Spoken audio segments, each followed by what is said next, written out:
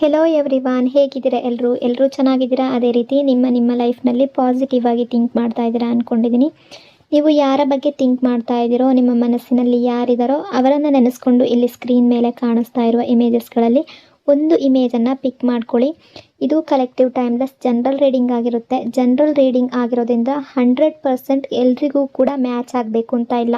ಹಾಗಾಗಿ ನಿಮಗೂ ಎಷ್ಟು ವಿಷಯಗಳು ಮ್ಯಾಚ್ ಆಗುತ್ತೋ ಅಷ್ಟು ವಿಷಯಗಳನ್ನು ಮಾತ್ರ ತಗೊಂಡು ಬಾಕಿ ಉಳಿದಿರುವ ವಿಷಯಗಳನ್ನು ಬಿಡಬೇಕಾಗುತ್ತೆ. ಈ ರೀಡಿಂಗಲ್ಲಿ ಬರುವ ಯಾವುದೇ ವಿಷಯಗಳಾಗಲಿ ಫೋರ್ಸ್ಫುಲ್ಲಾಗಿ ನಿಮ್ಮ ಮೇಲೆ ಹಾಕ್ಕೊಳ್ಬಾರ್ದು. ಹಾಗಾದರೆ ಈಗ ರೀಡಿಂಗನ್ನು ಶುರು ಮಾಡೋಣ. ಯಾವ ಪರ್ಸನ್ಗಾಗಿ ಈ ರೀಡಿಂಗನ್ನು ನೋಡ್ತಾ ಇದ್ದೀರೋ, ಈ ಪರ್ಸನ್ ಈಗ ಪ್ರೆಸೆಂಟಲ್ಲಿ ತುಂಬ ಡಲ್ ಕಾಣಿಸ್ತಾ ಇದ್ದಾರೆ, ಮುಖದಲ್ಲಿ ಕಾಣಿಸ್ತಾ ಇಲ್ಲ. ಹ್ಯಾಪಿ ಅನ್ನೋದು ಇವರಿಂದ ಮರೆಮಾಚಿ ಹೋಗಿದೆ, ಅಂದರೆ ಇವರಿಂದ ಹೊರಟು ಹೋಗಿದೆ ಅನ್ನೋ ರೀತಿ ಇವರ ಯೋಚನೆ ಇದೆ. ಅಥವಾ ಇವರು ಈಗ ಯಾವುದೋ ಒಂದು ಪ್ರಾಬ್ಲಮಲ್ಲಿ ಇರ್ಬೋದು, ಯಾವುದೋ ಒಂದು ಪೇಯ್ನ್ ಇರ್ಬೋದು, ಇವರ ಮನಸ್ಸಿನಲ್ಲಿ ಕನ್ಫ್ಯೂಸ್ ಅನ್ನೋದು ಇರ್ಬೋದು, ಇವರು ಅದರಲ್ಲಿ ಸಿಕ್ಕಾಕೊಂಡಿರ್ಬೋದು. ನನ್ನ ಲೈಫ್ ಯಾಕೆ ಈ ಥರ ಆಗಿದೆ ಅಂತ ಇವರು ದಿನಕ್ಕೆ ಒಂದು 100 ಟೈಮ್ ಇವರನ್ನೇ ಕೇಳ್ಕೊಳ್ತಾ ಇರಬಹುದು. ಮತ್ತೆ ರಿಪೀಟೆಡ್ ಆಗಿ ಅದನ್ನೇ ಯೋಚನೆ ಮಾಡ್ತಾ ಇರ್ಬೋದು. ಆ ರೀತಿಯ ಎನರ್ಜಿ ಕಾಣಿಸ್ತಾ ಇದೆ.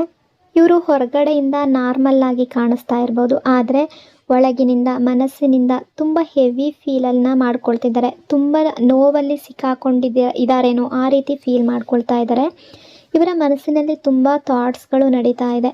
ಪ್ರೆಸೆಂಟಲ್ಲಿ ಒಂದೇ ಯೋಚನೆಯನ್ನು ಮತ್ತೆ ಯೋಚಿಸ್ತಾ ಇದ್ದಾರೆ. ತಮ್ಮ ಲೈಫ್ ಬಗ್ಗೆ ತುಂಬ ಆಳವಾಗಿ, ತುಂಬ ಡೀಪಾಗಿ ಥಿಂಕ್ ಮಾಡ್ತಾ ಇದ್ದಾರೆ. ನನ್ನ ಲೈಫ್ ಹೀಗೆ ಕಾಯ್ತು, ನಾನೆಲ್ಲಿ ತಪ್ಪು ಮಾಡಿದೆ, ಇದೆಲ್ಲ ಯಾಕೆ ಹೀಗಾಯಿತು ಅಂತ ಮತ್ತೆ ಕ್ವಶನ್ಗಳು, ಪ್ರಶ್ನೆಗಳು ಇವರ ಮನಸ್ಸನ್ನು ಕಾಡ್ತಾ ಇದೆ. ಪ್ರೆಸೆಂಟಲ್ಲಿ ಸಿಚುವೇಶನ್ ಸರಿಯಾಗಿಲ್ಲ ಅನ್ನೋ ರೀತಿ ಕಾಣಿಸ್ತಾ ಇದೆ. ಇವರ ಲೈಫ್ ಅವರ ಕಂಟ್ರೋಲಲ್ಲಿ ಇಲ್ವೇನೋ ಆ ರೀತಿ ಥಿಂಕ್ ಮಾಡ್ತಾ ಇದ್ದಾರೆ. ಈಗ ಪ್ರೆಸೆಂಟಲ್ಲಿ ನೀವು ದೂರ ಆಗಿರ್ಬೋದು, ನಿಮ್ಮಿಬ್ಬರ ನಡುವೆ ಯಾವುದೋ ಒಂದು ಇಶ್ಯೂ ನಡೆದಿರ್ಬೋದು. ಬಟ್ ಈ ಪರ್ಸನ್ ನಿಮ್ಮಿಬ್ಬರ ರಿಲೇಷನ್ಶಿಪ್ ಬಗ್ಗೆ ತುಂಬ ಒಂದು ದೊಡ್ಡ ಹೋಪನ್ನು, ಒಂದು ಡ್ರೀಮ್ಸನ್ನು, ಎಕ್ಸ್ಪೆಕ್ಟೇಷನನ್ನು ಇಟ್ಕೊಂಡಿದ್ರು ಅಂತ ಅನ್ನಿಸ್ತಾ ಇದೆ.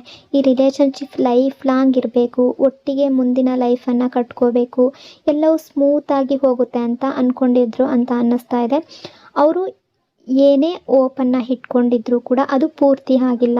ಆ ಕನಸು ಅನ್ನೋದು ಈಗ ದೂರ ಆಗಿರಬಹುದು. ಕೈಯಲ್ಲಿ ಇರೋದು ಜಾರಿ ಹೋಗಿರೋ ರೀತಿ ಅವ್ರಿಗೆ ಅನ್ನಿಸ್ತಾ ಇರಬಹುದು, ಅಥವಾ ಮನಸ್ಸಿಗೆ ತುಂಬ ಪೇಯ್ನ್ ಆಗಿರಬಹುದು ಈ ರಿಲೇಷನ್ಶಿಪ್ಪಲ್ಲಿ. ಈ ರಿಲೇಷನ್ಶಿಪ್ಪಲ್ಲಿ ಈ ಪರ್ಸನ್ ಕಡೆಯಿಂದ ತುಂಬ ಎಮೋಷ್ನಲ್ ಸೈಡ್ ತುಂಬ ಸ್ಟ್ರಾಂಗ್ ಆಗಿ ಕಾಣಿಸ್ತಾ ಇದೆ.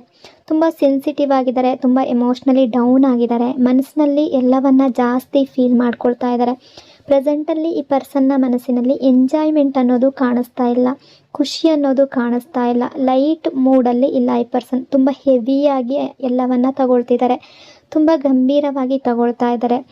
ಇಲ್ಲಿ ಈ ಪರ್ಸನ್ ಥಿಂಕ್ ಮಾಡ್ತಾ ಇರೋದು, ಇಲ್ಲಿ ತಪ್ಪು ಯಾರ್ದು ಅಂದರೆ ನಿಮ್ಮಿಬ್ಬರ ರಿಲೇಷನ್ಶಿಪ್ಪಲ್ಲಿ ಏನಾದರೂ ಗ್ಯಾಪ್ ಬಂದಿದ್ದರೆ, ನೋ ಕಾಂಟ್ಯಾಕ್ಟ್ ಸಿಚುವೇಶನ್ ಏನಾದರೂ ಬಂದಿದ್ದರೆ ತಪ್ಪು ಇಲ್ಲಿ ನಿಮ್ಮದೇ ಅಂತ ಈ ಪರ್ಸನ್ ಥಿಂಕ್ ಮಾಡ್ತಾ ಇದ್ದಾರೆ. ಅಂದರೆ ಯಾವುದೇ ಮಿಸ್ಅಂಡರ್ಸ್ಟ್ಯಾಂಡಿಂಗ್ ನಡೆದಿದ್ರು, ನಿಮ್ಮಿಬ್ಬರ ನಡುವೆ ಏನೇ ಮಾತುಕತೆಗಳು ಬಂದಿದ್ರು, ಇಲ್ಲಿ ಥರ್ಡ್ ಪರ್ಸನ್ ಏನಾದರೂ ನಿಮ್ಮ ರಿಲೇಷನ್ಶಿಪ್ಪಲ್ಲಿ ಬಂದಿದ್ರೂ ಕೂಡ ಎಲ್ಲವೂ ತಪ್ಪು ನಿಮ್ಮದೇ. ನಿಮ್ಮ ಕಡೆಯಿಂದನೇ ಜಗಳ ಆಗಿರೋದು, ಅಥವಾ ನಿಮ್ಮ ಕಡೆಯಿಂದನೇ ಈ ರೀತಿ ಆಗಿರುವಂಥದ್ದು.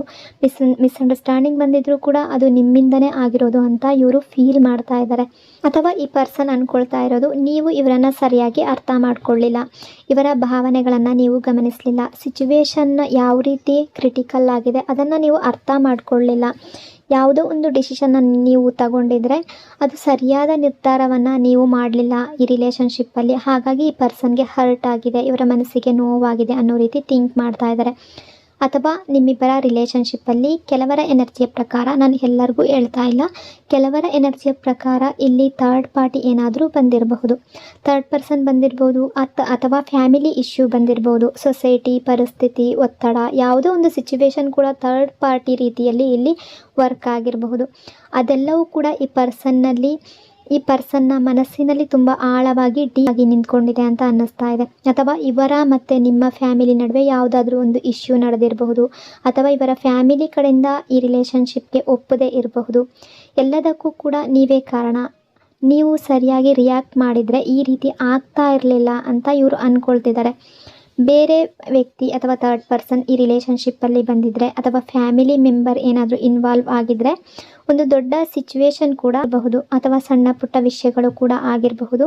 ಅದೆಲ್ಲವೂ ಕೂಡ ನಿಮ್ಮಿಂದಾಗಿ ಈ ರೀತಿ ಆಯಿತು, ಈ ರೀತಿ ಅವ್ರು ಅಂದ್ಕೊಂಡಿರ್ಲಿಲ್ವೇನೋ ನಿಮ್ಮ ಕಡೆಯಿಂದ ಈ ರೀತಿ ನೀವು ರಿಯಾಕ್ಟ್ ಮಾಡ್ತೀರಾ ಅಂತ, ಅಥವಾ ಈ ಪರ್ಸನ್ ನಿಮ್ಮ ಬಗ್ಗೆ ಯಾವುದಾದ್ರೂ ಒಂದು ಎಕ್ಸ್ಪೆಕ್ಟೇಷನನ್ನು ಇಟ್ಕೊಂಡಿದ್ರೆ ಅದನ್ನು ನೀವು ನೆರವೇರಿಸಲಿಲ್ಲ ಅಥವಾ ಇವರ ಮಾತಿಗೆ ಒಪ್ಪಿಗೆ ಕೊಟ್ಟಿಲ್ಲ, ಆ ರೀತಿಯಾಗಿ ಕೂಡ ಇವರು ಥಿಂಕ್ ಮಾಡ್ತಾ ಇದ್ದಾರೆ. ಹಾಗಾಗಿ ಕೂಡ ಇವರು ಪೇಯ್ನಲ್ಲಿ ಇರ್ಬೋದು, ನಿಮ್ಮ ಬಗ್ಗೆ ಥಿಂಕ್ ಮಾಡ್ತಾ ಇರಬಹುದು. ಬಟ್ ಇವರು ಏನೇ ಯೋಚನೆ ಮಾಡಿದ್ರೂ ಕೂಡ ನಿಮ್ಮಿಬ್ಬರ ಪಾಸ್ಟನ್ನು ಅಥವಾ ಹಳೆಯ ರಿಲೇಷನ್ಶಿಪ್ಪನ್ನು, ನೀವು ಇಬ್ಬರು ಒಟ್ಟಿಗೆ ಇದ್ದಾಗ ಸಂತೋಷವಾಗಿ ಖುಷಿಯಾಗಿ ಇದ್ದಂತಹ ಟೈಮನ್ನು ಇವರು ತುಂಬ ನೆನಪು ಮಾಡ್ಕೊಳ್ತಾರೆ. ನಿಮ್ಮಿಬ್ಬರ ರಿಲೇಷನ್ಶಿಪ್ ತುಂಬ ಬ್ಯೂಟಿಫುಲ್ ಆಗಿತ್ತು, ಎಲ್ಲವೂ ಪರ್ಫೆಕ್ಟ್ ಅಂತ ಅನ್ನಿಸ್ತಾ ಇತ್ತು, ಒಟ್ಟಿಗೆ ಟ್ರಾವೆಲ್ ಮಾಡ್ಬೋದಿತ್ತು, ಮಾತುಕತೆ ಅನ್ನೋದು ಚೆನ್ನಾಗಿ ನಡೀತಾ ಇತ್ತು, ಇಬ್ಬರು ಕೂಡ ಒಂದು ಒಳ್ಳೆಯ ಡ್ರೀಮ್ಸನ್ನು ಈ ರಿಲೇಷನ್ಶಿಪ್ ಬಗ್ಗೆ ಇಟ್ಕೊಂಡಿದ್ರಿ, ಲೈಫ್ ತುಂಬ ಈಸಿಯಾಗಿತ್ತು ಅಂತ ಅವ್ರಿಗೆ ಅನ್ನಿಸ್ತಾ ಇತ್ತು. ಅದೇ ರೀತಿ ಮುಂದುವರೆದಿದ್ರೆ ಎಷ್ಟು ಚೆನ್ನಾಗಿರ್ತಿತ್ತು ಅಂತ ಇವರು ಅಂದ್ಕೊಳ್ತಾ ಇದ್ದಾರೆ.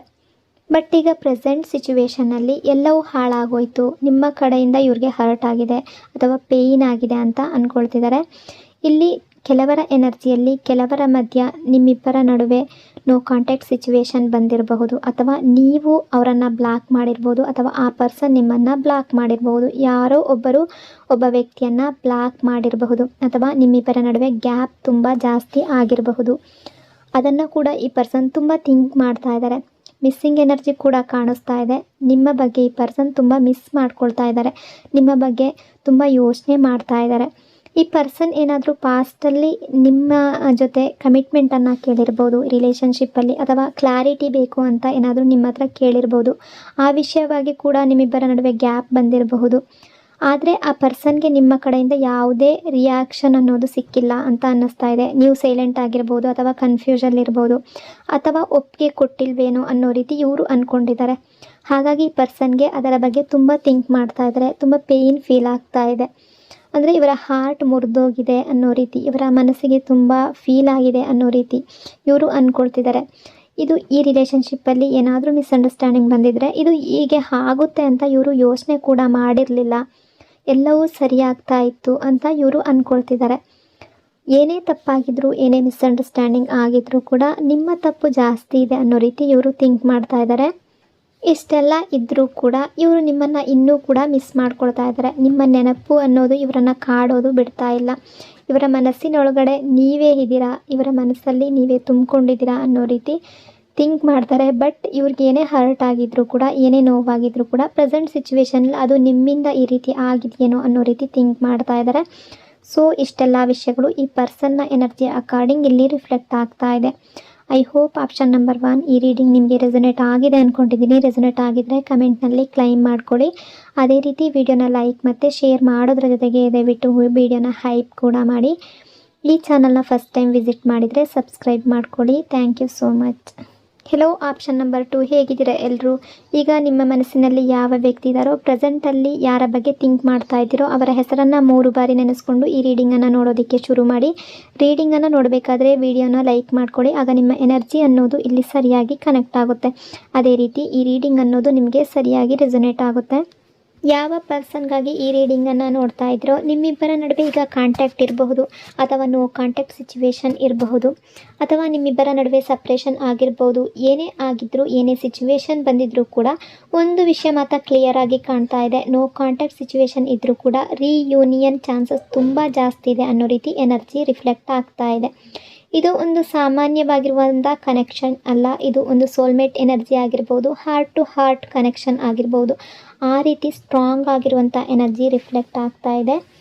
ಇನ್ನು ಈ ಪರ್ಸನ್ ನಿಮ್ಮ ಸೋಲ್ಮೇಟ್ ಆಗಿರ್ಬೋದು, ಅಥವಾ ನಿಮ್ಮ ಲೈಫ್ಗೆ ಬರುವ ರೈಟ್ ಸೋಲ್ಮೇಟ್ ಎನರ್ಜಿ ಕೂಡ ಕಾಣಿಸ್ತಾ ಇದೆ.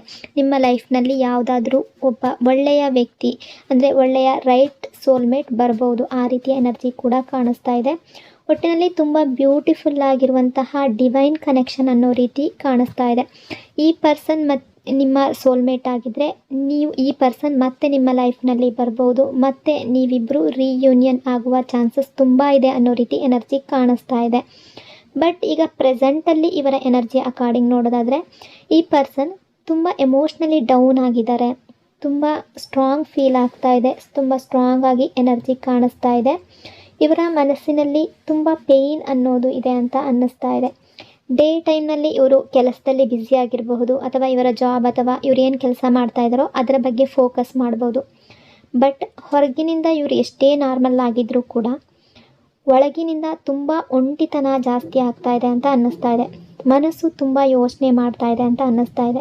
ಅಂದರೆ ನೈಟ್ ಟೈಮಲ್ಲಿ ಇವರ ಬಗ್ಗೆ ಇವರು ತುಂಬ ಥಿಂಕ್ ಮಾಡ್ತಾರೆ. ತುಂಬ ಥಾಟ್ಸ್ಗಳು, ತುಂಬ ನೆನಪುಗಳು ಇವ್ರಿಗೆ ಬರ್ತಾ ಇರುತ್ತೆ. ನಾನು ಸರಿಯಾಗಿ ಜೀವನ ಮಾಡ್ತಾ ಇದ್ದೀನ, ನನ್ನ ಖುಷಿ ಎಲ್ಲಿದೆ, ಈ ರೀತಿಯ ಪ್ರಶ್ನೆಗಳು ಇವರ ಮನಸ್ಸಲ್ಲಿ ಬರ್ತಾನೆ ಇರುತ್ತೆ ಅಂತ ಅನ್ನಿಸ್ತಾ ಇದೆ.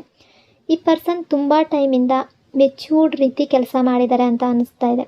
ತುಂಬ ಜವಾಬ್ದಾರಿಯನ್ನು, ತುಂಬ ರೆಸ್ಪಾನ್ಸಿಬಿಲಿಟಿಯನ್ನು ಹೊತ್ಕೊಂಡಿದ್ರು. ಲೈಫನ್ನು ಗಂಭೀರವಾಗಿ ಒಂದು ಸೀರಿಯಸ್ ಆಗಿ ತಗೊಂಡು ಹೋಗಿದ್ರು ಅಂತ ಅನ್ನಿಸ್ತಾ ಇದೆ. ಇವರ ಫ್ಯಾಮಿಲಿ ಆಗಿರ್ಬೋದು, ಯಾವುದೇ ರೆಸ್ಪಾನ್ಸಿಬಿಲಿಟಿ ಆಗಿರ್ಬೋದು, ಅದೆಲ್ಲವನ್ನು ಒಂದು ಸ್ಟ್ರಾಂಗ್ ಆಗಿ ತಗೊಂಡೋಗಿದ್ರು, ಸೀರಿಯಸ್ ಆಗಿ ತಗೊಂಡೋಗಿದ್ರು ಅಂತ ಅನ್ನಿಸ್ತಾ ಇದೆ. ಇವರ ಜಾಬ್ ಆಗಿರ್ಬೋದು ಅಥವಾ ಕೆರಿಯರ್ ಪ್ರೆಷರ್ ಆಗಿರ್ಬೋದು, ಏನೇ ಆಗಿದ್ರೂ ಕೂಡ ಅದೆಲ್ಲವನ್ನು ಒಂದು ಮೆಚ್ಯೂರ್ಡ್ ರೀತಿಯಲ್ಲಿ ನಿಭಾಯಿಸಿದ್ರು ಅಂತ ಅನ್ನಿಸ್ತಾ ಇದೆ. ಎಲ್ಲ ಜವಾಬ್ದಾರಿಯನ್ನು ಇವರೇ ತಗೊಂಡಿದ್ರು. ಬಟ್ ಈಗ ಇವ್ರಿಗೆ ಅನ್ನಿಸ್ತಾ ಇರೋದು, ಇವ್ರಿಗೂ ಕೂಡ ರಿಲ್ಯಾಕ್ಸ್ ಬೇಕು, ಇವ್ರಿಗೂ ಕೂಡ ಶಾಂತಿ ಅನ್ನೋದು ಬೇಕು, ಇವರ ಲೈಫ್ನಲ್ಲಿ ಕೂಡ ಹ್ಯಾಪಿನೆಸ್ ಅನ್ನೋದು ಬೇಕು, ಖುಷಿ ಅನ್ನೋದು ಬೇಕು, ಫ್ರೀಡಮ್ ಅನ್ನೋದು ಇವ್ರಿಗೆ ಬೇಕು ಅಂತ ಅಂದ್ಕೊಳ್ತಿದ್ದಾರೆ. ಏನೇ ರೆಸ್ಪಾನ್ಸಿಬಿಲಿಟಿ ಇದ್ದರೂ ಅದೆಲ್ಲವನ್ನು ಇಳಿಸ್ಕೋಬೇಕು, ಆ ಭಾರವನ್ನು ಕಡಿಮೆ ಮಾಡ್ಕೋಬೇಕು, ಸ್ವಲ್ಪ ಫ್ರೀ ಆಗಿರಬೇಕು, ಆ ರೀತಿ ಥಿಂಕ್ ಮಾಡ್ತಾ ಇದ್ದಾರೆ. ಇವರು ಫ್ಯಾಮಿಲಿಗೋಸ್ಕರ ರೆಸ್ಪಾನ್ಸಿಬಿಲಿಟಿಯನ್ನು ಹೊತ್ಕೊಂಡಿರಬಹುದು, ಕೆಲಸಕ್ಕೋಸ್ಕರ ಅಂದರೆ ಕೆರಿಯರ್ಗೋಸ್ಕರ ತುಂಬ ಪ್ರೆಷರನ್ನು ತಗೊಂಡಿರಬಹುದು, ಅಥವಾ ಬೇರೆಯವರ ಹ್ಯಾಪಿನೆಸ್ಗೋಸ್ಕರ, ಬೇರೆಯವರ ಸಂತೋಷಕ್ಕೋಸ್ಕರ ಇವರು ತುಂಬ ರೆಸ್ಪಾನ್ಸಿಬಿಲಿಟಿಯನ್ನು ಹೊತ್ಕೊಂಡಿರಬಹುದು. ಇವರ ಖುಷಿಯನ್ನು ಪಕ್ಕಕ್ಕೆ ಇಟ್ಟು ಬೇರೆಯವರಿಗೋಸ್ಕರ ಲೈಫ್ ಲೀಡ್ ಮಾಡಿರಬಹುದು. ಬಟ್ ಈಗ ಅವ್ರಿಗೆ ಅನ್ನಿಸ್ತಾ ಇರೋದು, ಇನ್ನು ಸಾಕು, ಇದೆಲ್ಲ ಈ ರೀತಿಯೆಲ್ಲ ಲೈಫಲ್ಲಿ ತುಂಬ ಸ್ಯಾಕ್ರಿಫೈಸ್ ಮಾಡಿರೋದು ಸಾಕು, ಈಗ ನನ್ನ ಜೀವನ ನನ್ನದೇ ಆಗಬೇಕು, ನನ್ನ ಹ್ಯಾಪಿನೆಸ್ಸನ್ನು ನಾನೇ ನೋಡ್ಕೋಬೇಕು, ನನ್ನ ಲೈಫನ್ನು ನಾನೇ ನೋಡ್ಕೋಬೇಕು, ಆ ರೀತಿ ಥಿಂಕ್ ಮಾಡ್ತಾ ಇದ್ದಾರೆ.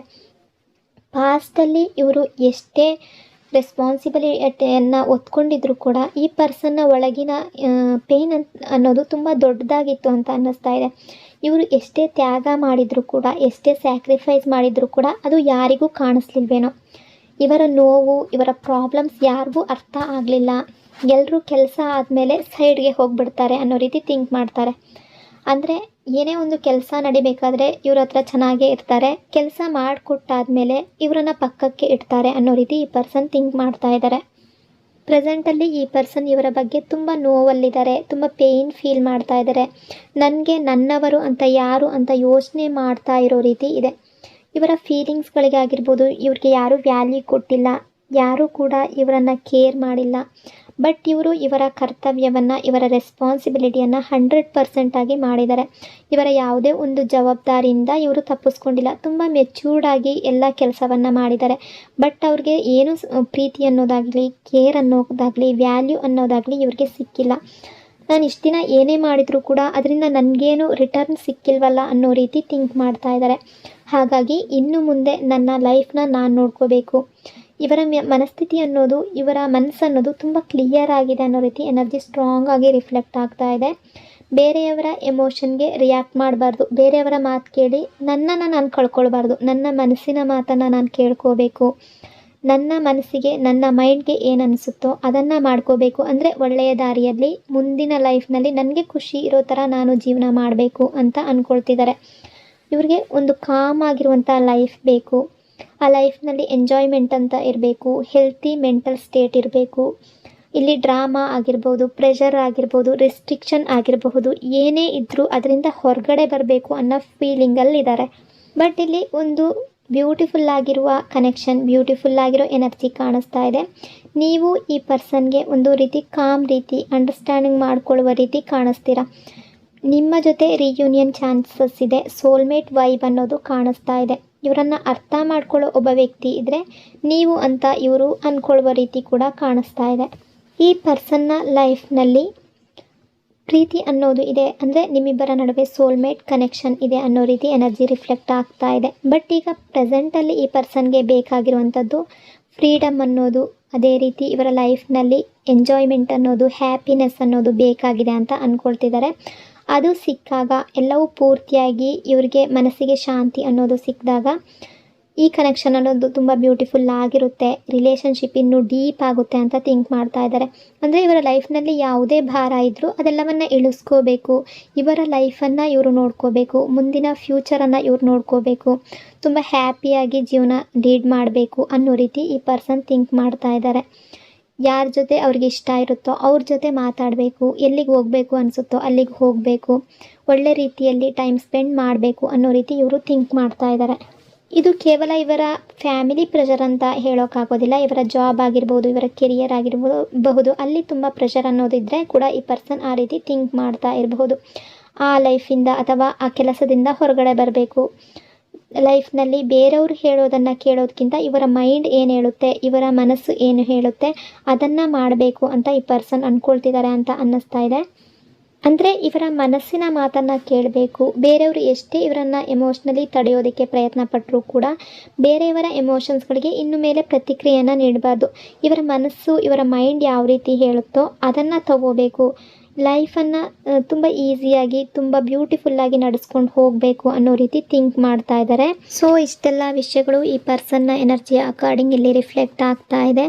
ಐ ಹೋಪ್ ಆಪ್ಷನ್ ನಂಬರ್ 2 ಈ ರೀಡಿಂಗ್ ನಿಮಗೆ ರೆಸೊನೇಟ್ ಆಗಿದೆ ಅಂದ್ಕೊಂಡಿದ್ದೀನಿ. ರೆಸೊನೇಟ್ ಆಗಿದರೆ ಕಮೆಂಟ್ನಲ್ಲಿ ಕ್ಲೈಮ್ ಮಾಡ್ಕೊಳ್ಳಿ. ಅದೇ ರೀತಿ ವಿಡಿಯೋನ ಲೈಕ್ ಮತ್ತು ಶೇರ್ ಮಾಡೋದ್ರ ಜೊತೆಗೆ ವಿಡಿಯೋನ ಹೈಪ್ ಕೂಡ ಮಾಡಿ. ಈ ಚಾನಲ್ನ ಫಸ್ಟ್ ಟೈಮ್ ವಿಸಿಟ್ ಮಾಡಿದರೆ ಸಬ್ಸ್ಕ್ರೈಬ್ ಮಾಡ್ಕೊಳ್ಳಿ. ಪಾಸಿಟಿವ್ ಆಗಿರಿ, ಪಾಸಿಟಿವ್ ಆಗಿ ಥಿಂಕ್ ಮಾಡಿ. ದೇವರು ಎಲ್ಲರಿಗೂ ಒಳ್ಳೇದು ಮಾಡಲಿ. Thank you so much. ಇನ್ನೊಂದು ವಿಡಿಯೋದೊಂದಿಗೆ ಮತ್ತೆ ಸಿಗ್ತೀನಿ.